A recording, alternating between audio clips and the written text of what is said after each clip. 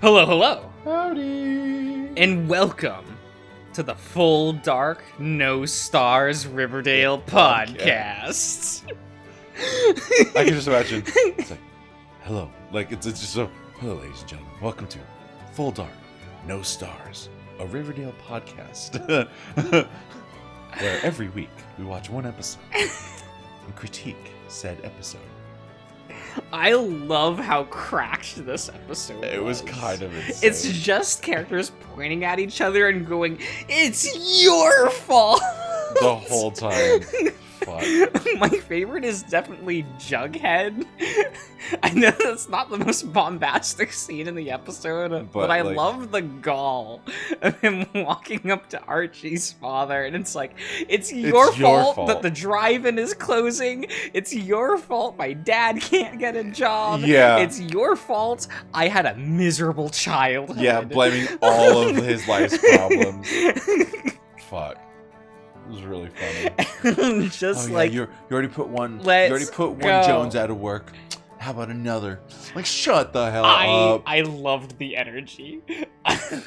This is God. a teenager, and they were selling it. Like, it's probably the most, like, had the most incel energy that Jughead has had. Mm-hmm, mm-hmm. But like, I'm still like rooting for him, and I hate that. I don't know. I'm like, go for it, King. He's got the crown. Oh, he does. He wears a little crown, his little hat crown. Yeah. And then, like, you know, we had all the drama with Miss Grundy. With a gun. Solomon Grundy gun. Yeah. Yeah. Man, why did Betty take the gun? I love that she took the gun and then just put it in her dresser. I mean, like... It's not under her bed. No. It's not, like, in a box. Like the mom reaches in, I'm like, oh, she's going for the diary. There's no way Betty would bring the gun home. The mom proceeds to pull out the gun, and I lose my mind. I love that, you know what? Nice foresight on the mom, though, to immediately put down the gun and go, where's the diary? Yeah. I need an explanation. Mm-hmm. And I'm like, damn, you know what? That's pretty good. Yeah. What a wild show, dude. I am still enjoying it. And then you had Miss Grundy lusting over other teenage boys before she left at the end of the episode. Mm-hmm. It's like, man, that lady's got a problem.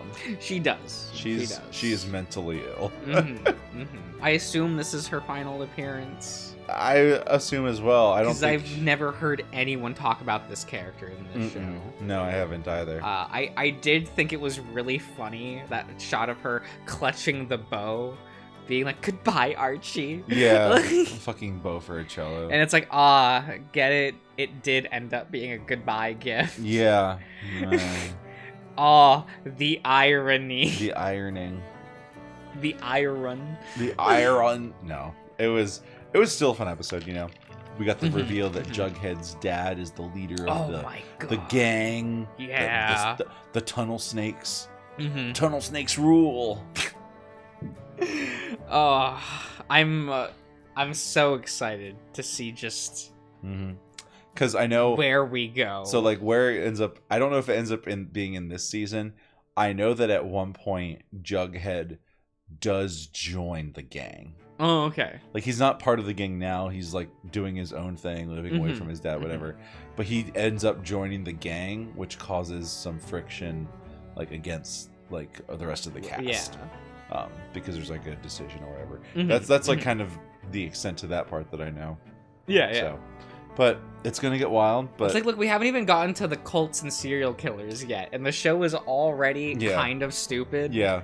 And that feels so far away. That's like season 5. It's season 3. That feels so far away. The Goblin King is season 3. Oh, David Bowie. He shows up, yeah. Fucking A, dude. Should we watch that movie? Oh, Labyrinth? Yeah. Let's see why not. I've seen it more times in the past, like, year. Really? Yeah, because I've only ever watched that movie a lot in my childhood. Yeah, I've probably because my parents liked that movie. Yeah. I'm pretty sure one of these two, either Faye or Nils, has put it on at least twice this year. I think it might be both of them. I don't know. But yeah, so it's pretty fresh off the old dome, honestly, as opposed to like not having watched it in 10 years. I get that.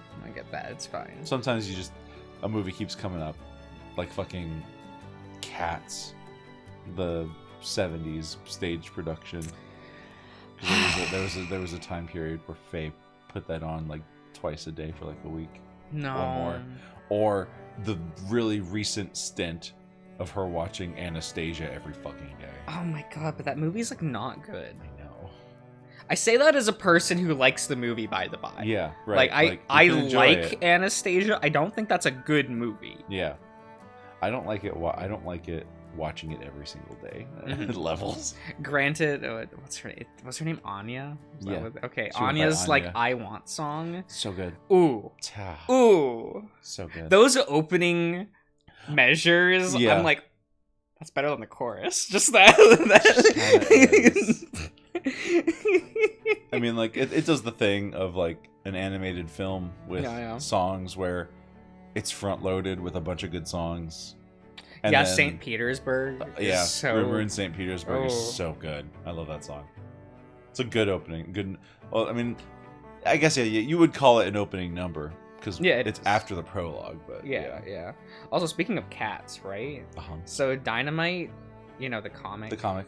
They started their Thundercats reboot. Oh hell yeah! Yeah. So here's what the new designs look like. Hey yo! And they aged up Tigra, so he now has like the military mustache look, and I kind of really like that. it. That's a good look. He's kind of daddy this time around. He really is. And they're keeping the original concept with Lionel. Okay. Where he is like mentally 12. Yeah, where he does a Shazam. Yeah, kind of. See, like, and I remember talking about this with you earlier. I was never much of a He-Man guy. I was way more into Thundercats. So here's the problem with Thundercats, right? The sales pitch of the opening alone is so strong that the show can be as acid as it wants. Because it has that opening as the sales pitch. And it just gets you. It gets you right there. And it's like, damn it, that's so strong. It's pretty powerful. Fuck. But only one issue is out. Okay. And I have read it. I really enjoyed it. Okay, that's good. And now I will say, because I know that people might ask, I'm one of like the 5 people that dislikes the 2011 series. Everyone likes it, don't they? I think everyone pretends to like it. To me, it has the same energy as the He-Man reboot that happened in the early 2000s. Oh, the 2002 that one. was ass. Yeah. It has that same energy. And like, it's definitely like bad. It's produced really nicely. Right. It has really stellar character designs. Jesus Christ, the Panthro in the 2011 series, 10 out of 10. I kind of don't like how it's written. Ever. It's not good. Like, it has like, so the problem is that the opening 2 episodes are great. Oh no. And so people just... So they lie to you. Yes. The first 2 episodes are amazing. And then episode, I think, 4 is the most conceptually cool episode. And so it just coasts on that for the entire rest of the series. Damn. The rest of it's kind of garbage. But you'll remember the opening 2 episodes and the Seed People episode, like, audience. If you remember that episode. How many episodes? It's like 24. Okay. Dang. Because like the rest of it, I'm just like asleep at the wheel, or I'm like, Jesus Christ, Lion-O, what are you doing? Yeah, and it's not available on anything, is it? It probably was on Max at some point. Maybe. It is a Warner Brothers thing. Fair enough. Yeah. But I definitely like this a lot more. Yeah. Because I kind of didn't like that they turned Lion-O into a twink for the 2011 series. He was slight, that's for sure. He was not a muscly man. Right, I've always liked the built version of Lion-O. It works. And I do like, so they're going with, because they still do the thing of like he was 12, and his body still aged in the stasis on accident. But they word it, what they do is that he was a genius beforehand. So it's kind of like,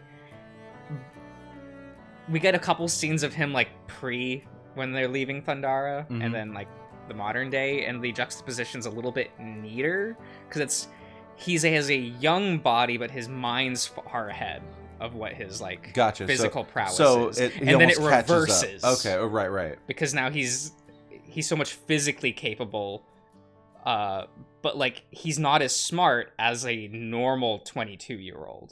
So it's reversed, and that frustrates him. Okay. I like that. And his relationships with everyone is now just completely different, because it's like, that's kind of cool. Well, he hung out with Wily Kit and Wily Cat, who were his age, but now he can't like, relate to them anymore. It's weird now because he's 20-something. Yeah, and can't just hang there's out, now a different expectation, and like, I get that. And that's what I watched an interview with the writer, and he was like, that's what he wants to do with this series. He wants to explore like that side of like how that would be confusing for Lion-O. That's so cool. That's a good way to go about it. Yeah. Make it very much more character driven in that sense, as far as like, not just like concept driven. Because original Thundercats was just concept driven. That's it. Him being like, as a kid, too mature for his age, and now he's too immature for how old like his body is. Yeah.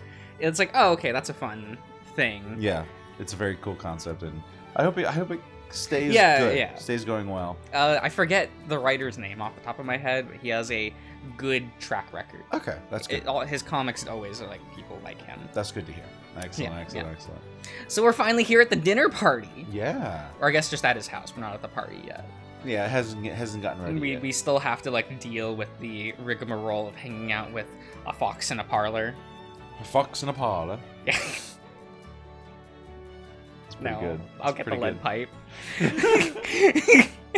Open the envelope. It was Sam with the lead pipe in the parlor. Yep. Man, I meant Clue, but with the smoke room characters. Oh my god. Yo. Hey. That would probably be too expensive to get the license to like let. Yeah, that would never happen. No, like it's what you do is like. You just make it the exact same game, same mechanics, same rules, maybe slightly different setup of the board and tools. Call it something different to just get away with it. Good. Like, just don't... Do it now, folks. Just don't call it Clue. Call it something else. But, like, I need this. I need Clue, but with the smoke room cast. I would love that.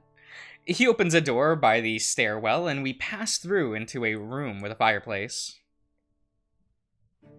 Edo. Hey. Sitting on a leather sofa, I see Murdoch's father. Feels like we haven't seen him for a minute. Yeah. Across from it, I see 3 chairs facing him. I do. An actual good boy. I don't know about that one, Chief. Now wait a minute, you don't know. I mean, I don't know, but based on the limited amount that I do know of him, don't know if he's a good boy. That's what makes him a good boy. I see. Mm-hmm. He's so bad, it's good. Exactly. And in the middle chair, I see none other than his sister's fiance. My lips feel dry, and I can remember how strong his load tasted on the back of my tongue. Homie really made an impression on Sam, huh? Right. His eyes meet mine, then quickly glance elsewhere. Homie got that fire hose. I guess he's forklift certified. Yeah. Oh, so Mr. Ayers could make it. Murdoch sits on the empty chair closest to the fire, leaving me the couch with his father, or the other empty chair that places the fiancé between us. That's good. Very good. Oh, thanks for having me over, sir. You don't have to stay standing, son. Yeah, Sam. Jim doesn't bite. I almost say I know, but then stop myself, horrified. You met him once, you can say, I know. Yeah, he might have used a little teeth, it's fine. I don't want to conjure up a problem with Murdoch or my new boss, so I picked the less awkward place to sit. The place that puts Jim in between me and Murdoch. I put my paws in my pocket to keep from showing off how my claws keep retracting. You a gambling man, Mr. Ayers. Pulls out gun. You ever play Russian roulette, Sam? With all but one chamber filled. Oh, shit. We call that quick elimination round. Oh, they do that in Dungeon Grandpa. Do they? Yeah. Nagito does it. Oh. But he's the ultimate lucky student. Yeah, that's true, yeah. So it's fine. It's fine. So, click. Was that in 2? Well, yeah, Nagito's in 2. Nagito's in 2, He's only in 2. Yeah, I think I only played like maybe 20 hours of 2. It's only a 15-hour game! Oh. Then I guess I played less than that. I didn't finish it, by the way. Okay. So, I finished the first game, though. Oh, reasonable. There's not much I have to gamble with, sir. That's good, son. That's real good. I like to see a young person with a practical head. Well, there's something a little bit wrong with never wanting to become more than who you are, wouldn't you say? I'm not sure I know what you mean. Well, I think you'll find most business-minded folks will have to risk something to gain something, wouldn't you say? I'm not sure what to say at all. Sometimes, when I'm talking to this man, it feels like he's having a conversation with himself. And he invites me into the conversation all of a sudden without asking me. There's something off about it. Well, you see, Jim here takes all sorts of risks. Yeah. A college-educated man. A scientist, even. Did I do Jim last time? You did Jim, yeah. I don't know what I did for him. Well, I'm more of an assayer than a researcher, Mr. Burns.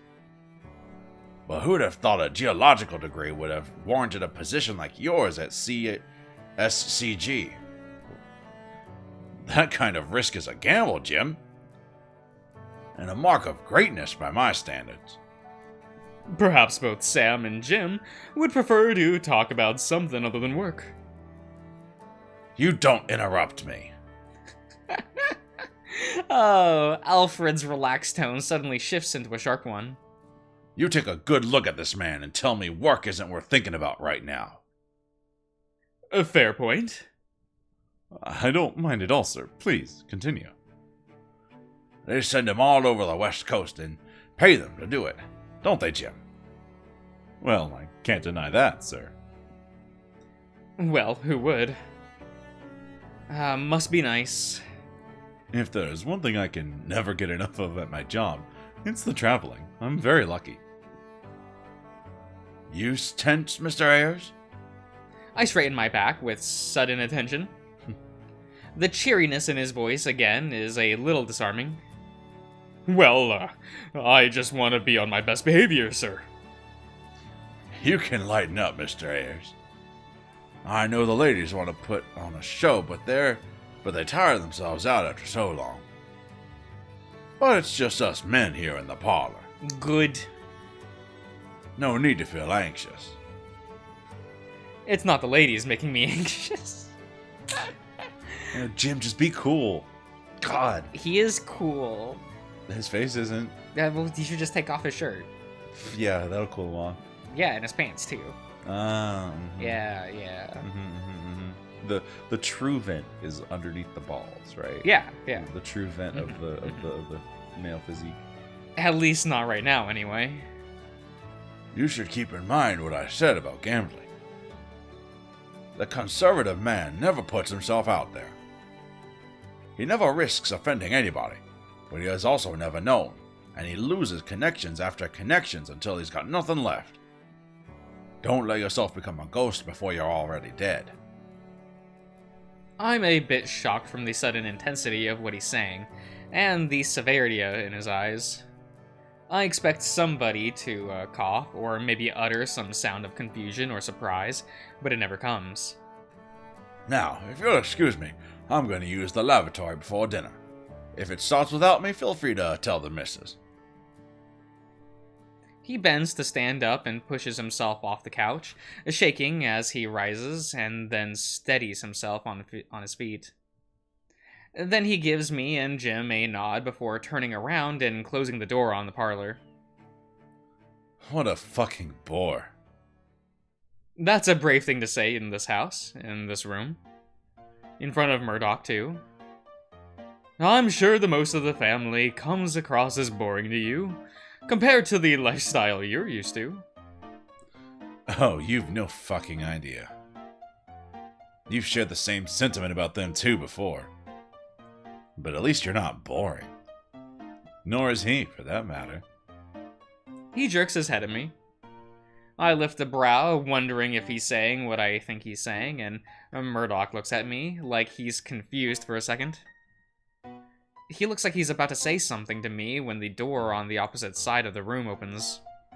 We hear the ring of a porcelain bell, and then Holly's voice through some kind of though she never enters the room. Okay. She's summoning 3 wolves, 3 doggies to help her fight.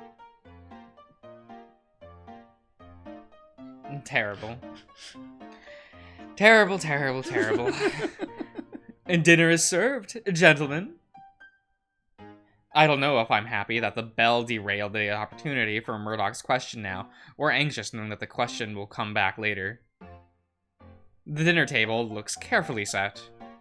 It would be hard to believe people ate off of it, and if the plates weren't lined with steaming red corned beef sitting on a mound of cabbage. I love that shit. That sounds really good. Plates were placed on knitted doilies, and a large glass pitcher of water filled with lemons sits in the center of the table. Lemons.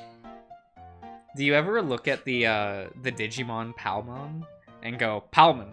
Palmon? And just... Hey, someone call Palmon over here. Tell him to fix this radio. Like, I never call that Digimon that, but in my head, when I'm looking at how it's spelled, I'm yeah. always just like, Palmon. Yeah. Palmon. It's kind of like... Palmon. It says like, Peter, you Palmon. Palmon. I can identify the cinnamon and butter smell from the thick slices of warm brown bread in front of me. Holly takes her seat next to Jim, and Dahlia sits next to Holly. Gretchen and Red take their seats across from them. Look at this uncomfy little boy. So uncomfortable. Look at him go. He's just... You want to go up and go pat, pat? It's very interesting that both Gretchen and Red have green eyes. Yeah. And Murdoch does as well. Holly's got like yellow eyes. Because she's Norded. Holly's Norded, yeah. We mentioned this before. Yeah, Holly's full she's Norded. She's just Norded. Is Dahlia Norded as well? I don't remember. I don't. We'll probably see I her. can't wait for Holly to be a figment of everyone's imagination, and she's the monster in this route created by Echo. Oh yeah. To fill the void of Murdoch's younger brother dying. Oh shit. That's pretty good. That's pretty good. Myself and Murdoch wedge ourselves at the end of one side. There's a place set for you already, Mr. Ayers. She pats the seat at the far end of the table. Would it be acceptable if I sat here, ma'am? Not for the fuss, no. Over here, if you please. I rise from my chair, pulling it out carefully as I walk around all the way to the opposite end of the table.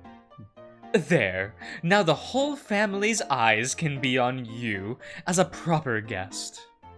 Cool. I'm proud to say that hiring you was one of the best things my son has done in months. Sam here has been an associate of Sheriff Adler's for quite some time. I met him when Dad assigned me to take photos for his most recent case. I can't take all of the credit. Well, perhaps you should. Running a business isn't small potatoes. You're going to need to let your employees know that you're competent, and if you're running the whole store. If you shy away from claiming your achievements, then I assure you, a competitor will summon the bravery. Holly knows how that you have to take credit where credit is due. She's organizing her entire wedding by herself on a budget. Why, even Dahlia knows that. She's Norded too. Shit. Ooh, yeah. They only had boys. Yeah. And Gretchen wanted girls. Yeah. So Echo conjured. Yeah, and they're just here, Mm-hmm. and they're gonna fusion Ha into some weird, terrifying creature, and that's the monster. Yeah. Or it's twin monsters. Ooh. Do you remember the Zorn and Thorn boss fight in Final Fantasy IX? Fuck, I love them. Yeah, that. It's gonna be like Yeah. Okay. And it'll be revealed that Blythe isn't real either, and she's actually an Eidolon sent down. Oh, please. And then that's the fight, yeah. You unlock Maydeen. Yeah, facts. Shit. You're so right, though. Man, I love that track for Zorn and Thorn. Gestures of the Moon. Yeah. What a good track. And Maydeen is probably my favorite Eidolon. Yeah. Like, Period. well, She's not. great. Well, I mean, I like Alexander the most, but like Yeah. that story moment in 9, I'm like that always makes me want to have Eiko in the party. Right. Just because of that. I like Eiko in the party because she gets is it Fenrir that does the big fist, or is yeah, it that's Fenrir. It's yeah. just really funny. Yeah, because instead of Titan, they gave us they Fenrir. get Fenrir in that game. who uses a big ground fist. Yeah. But whatever. It's a little weird. But yeah, but it's fun. It is. It's a good time. The small vixen unfolds her napkin across her lap, not making eye contact with her mother when she opens her mouth. She hasn't made eye contact with me either. In fact, I almost forgot she was there. Sharing your experience is sometimes a skill, but so is knowing when not to share it. Mrs. Burns rolls her eyes. But as for the rest of us, who have our heads down on planet Earth, we have to consider that people talk, and that you have to have some influence on what they say. Holly understands that. That's why her classroom is so well managed. Firm boundaries must be established. That's really all there is to it. Established and reinforced with vigor and routine. No chill. You have to build those habits, Murdoch. You're lucky to have an employee be so receptive to your management, despite your inexperience. She puts a hand on my shoulder and squeezes tight. He's incredibly lucky to have you, and so are we at this table tonight. I appreciate the honor, ma'am, but really, I just moved the boxes here and there. She removes her hand as if scolded. Huh. Are you ashamed to perform manual labor? Well, no, ma'am. Well, you shouldn't be. People should be happy to perform manual labor. Just not me. Sure, it's something everyone can do, but not everyone can do it quickly and carefully. And most people give up before they are any good at it. A steady, stable man who puts his nose to the grind is one of the most virtuous things you can be. I tell you, you can tell if somebody is lazy based on their bodies, Mr. Ayers, and nothing about you looks lazy. If you see a crook in somebody's neck or a pair of breasts that sag, that's how you know somebody's worked hard in their lives. If nothing else, it should be considered inspiring. Are you just saying that because you have saggy boobs, man? Are you just saying that because you're like, well, my boobs sag, so I worked hard. You can't criticize me. I worked hard. Look at my saggy boobs. Oh my god. I don't know if I agree with all that. Or any of this. But then again, I don't know if I understand everything she's saying in the first place. You have a lot of wisdom to share, Mrs. Burns. Every mother, housewife, daughter, and sister has wisdom to share, Mr. Ayers, if there are men in their lives who will listen.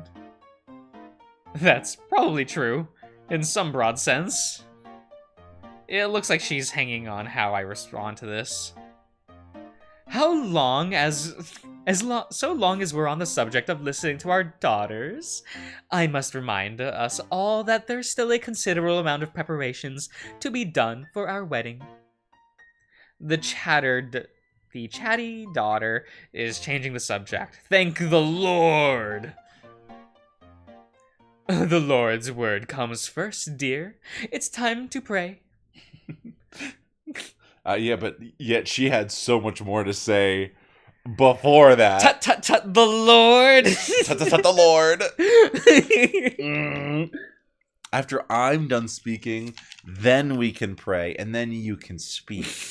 That's how this works, hon. Exactly. I bow my head, close my eyes, folding my paws over the other. Then I suddenly open them as the entire table speaks aloud with Mrs. Burns. Feel the rhythm, feel the rhyme. Sorry.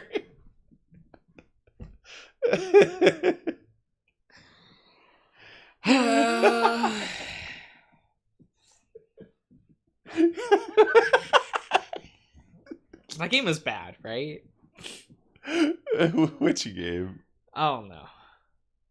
I was quoting Cool Runnings. Oh, is that what it the was? Jamaican Okay. bobsled movie. Feel the rhythm, feel the rhyme. For some reason, I was like, "Are you quoting Parappa the Rappa?" That game's good. Shut up. That game's good. Kick, punch. It's all in the mind. It's a good game. Shut up. I don't know if you can convince me that. The PS1 version is a good rhythm game. I'll say that. It's fun and wacky. The remake sucks because the timing is off on every single song. Mm-hmm. But you know, that's That just modern rhythm game problems, right? Yeah. You know, like they haven't been good since like DDR. I mean, Guitar Hero did it pretty well. No. Like, You see, here's the problem, right? Rhythm games peaked in like 2015 and nobody noticed. Oh yeah, with because IAVT IAVT Colorful came out and it was a Vita Japanese exclusive. The actual best and console it is to play. the best rhythm game I have ever touched. Every time I try playing a rhythm game, it just like I hit an input and it feels bad by comparison. Yeah. Playing rhythm games like playing Dancing All Night, Persona 4, definitely the best. It was ass, but the experience was made doable on a Vita. Oh yeah. You know, right. The Vita do help. The best console ever, the best handheld console ever made, the Vita. It's kind of just the truth, guys. It's just the truth, everyone. It's just the truth. You all have to accept this because you all let it die. Yeah, y'all skipped. Y'all missed. Right. Sorry.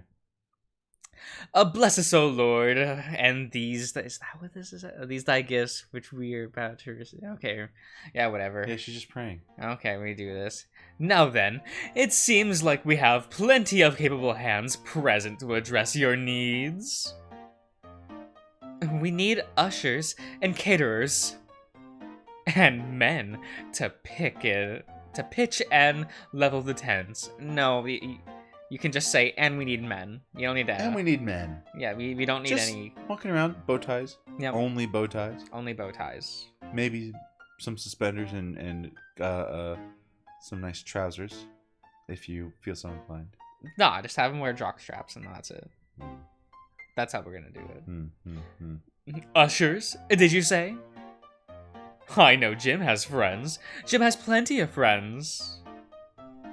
Several of Jim's best friends live in the city. They have to travel by train if they mean to be here, and most of them have such important positions. Oh, they're doing such great things. She lowers her voice bashfully and flutters her eyelids. Important things. Ruben's a doctor. Niels? Yeah. Niels. Yes. Planning to run for Congress. I certainly hope those important things involve taking care of their families. Most certainly. Roger's wife bore twins. You'd swear they have the likeness of perfect porcelain dolls if you saw them. Well, that's delightful, dear. But I think everybody at this table knows your daughters will be the loveliest children in this town has ever seen. Assuming. Yes. See. Yes.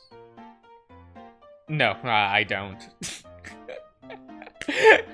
Based. Get him, Sam. Fuck him up. Shit, anybody's kids can come out ugly. And that's not mean, that's just true. Murdoch and Ayers and Mr. Ayers could perform perfectly as auxiliary. Mm-hmm. Yes. I did it, guys. Good job. Ushers, I should think. That's not what I hired him for. Murdoch's voice booms across the table. Ooh.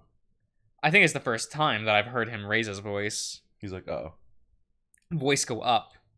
But when he sees everybody looking at him, his ears splay back, and he lowers his voice. Why did you do the Kabuto pose? What do you mean? you like pointed up when I said up. Yeah, you said voice go up, so I gestured up. It's just like It's the Kabuto. Yeah, the Kabuto. Grandma always said the God. one walking the path of heaven will replace God. Oh my god. Oh. Jesus. Yeah. But when he sees everybody looking at him, he plays. Oh yeah, I said that. Oops. The peals of laughter and the clinks of and clatter of utensils stopped. You need a second? No. Recenter? I mean, like, silverware is appropriate there It is as well. true. It is the true. same thing. It's just different words. Mm-hmm. One just sounds like an ugly medical term. I look at this and I'm like, tonsils. Tonsils. Tonsils. I don't even got those. They're like you say surgery utensils. Yeah. Instead of like, yeah. Yeah. It's fine. Gretchen breaks the silence. Then what, pray tell, did you hire him for? Sex. True, so true, bestie. Did you hire him for? That would make this task impossible.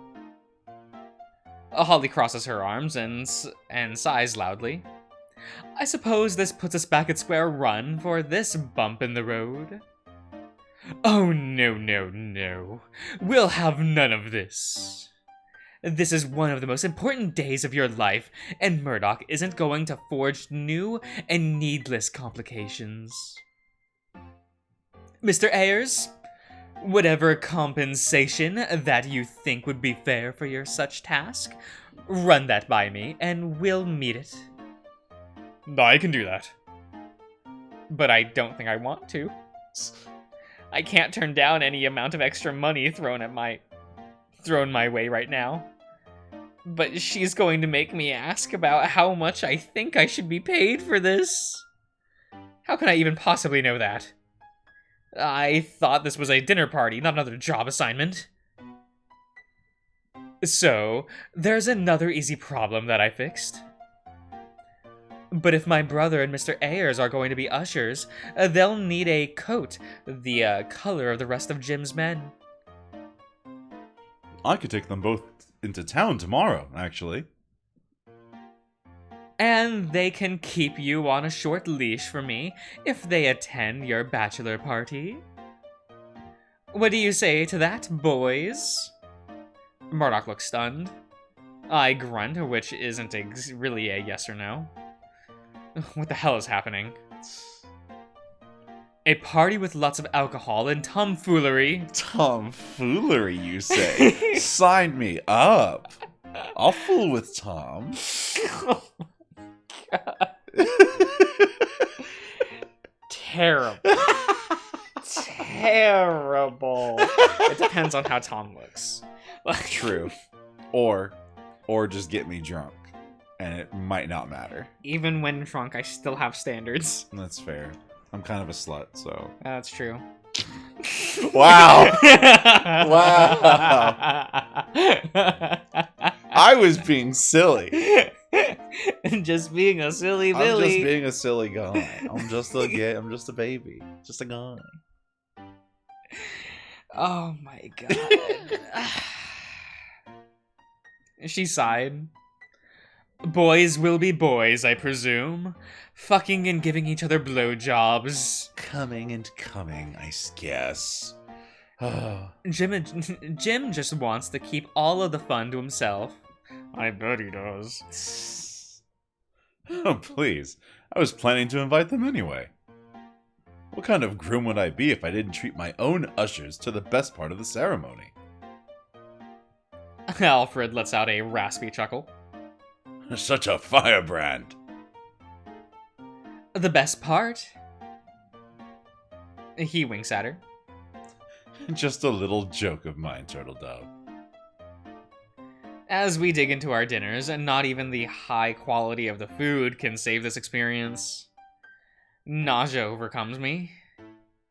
The both of you really ought to get to the tailor tomorrow for a last-minute fitting. I wouldn't exactly call this last minute considering we just heard about it. I'm free to take them to the tailor tomorrow at 11. Perfect. You'll avoid the crowd that way. That's during work hours. I've managed that store for nearly 20 years without you. We'll live without you there for an hour or two. I was really hoping you would say something like, and I can do it 20 more years without you. You'll be dead before me, Murdoch. Like, I would just love that energy. Yeah, that's good. Go. That's the last time we are mentioned in the dinner conversation, which feels like it goes on for too long. Finally, Dahlia is the first to excuse herself, which turns into a chain reaction of thank yous and a pulling out of chairs. I thank Holly for the cooking and Mr. and Mrs. Burns for the conversation. Mrs. Burns squeezes my shoulder with her bony, not Bonnie, Correct. bony hand and smiles at me. She's not a bony lass. No. Mm-mm. She thanks me too, and I have to muster most of my strength not to recoil. I tell them that I have another engagement to make, and Murdoch follows me out the door.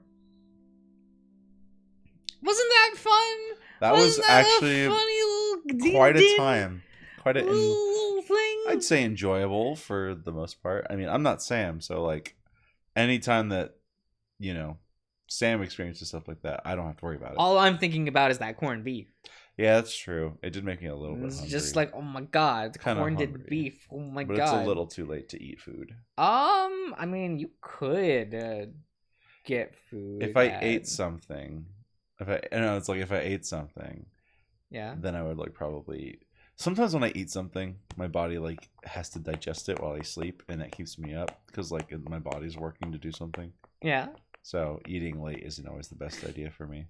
And I guess the DoorDash isn't available right now. Well, I could probably Are they DoorDash not something from like. 24-hour? It just depends on who is like working, who's choosing to dash. But you could dash from like Wawa or something. McDonald's. Is there a 24-hour McDonald's around here now? I mean, I assume there would be. We haven't had. There's only like a handful that are still 24 hours. I don't know if there's one around here. I'm just I would assume there's like 8 McDonald's in this town. Like, one of them's got to be 24-hour, right? I'm curious. Right? I'm a little bit. Anyway, we'll end the part here, everyone. Okay. So we'll see you guys around.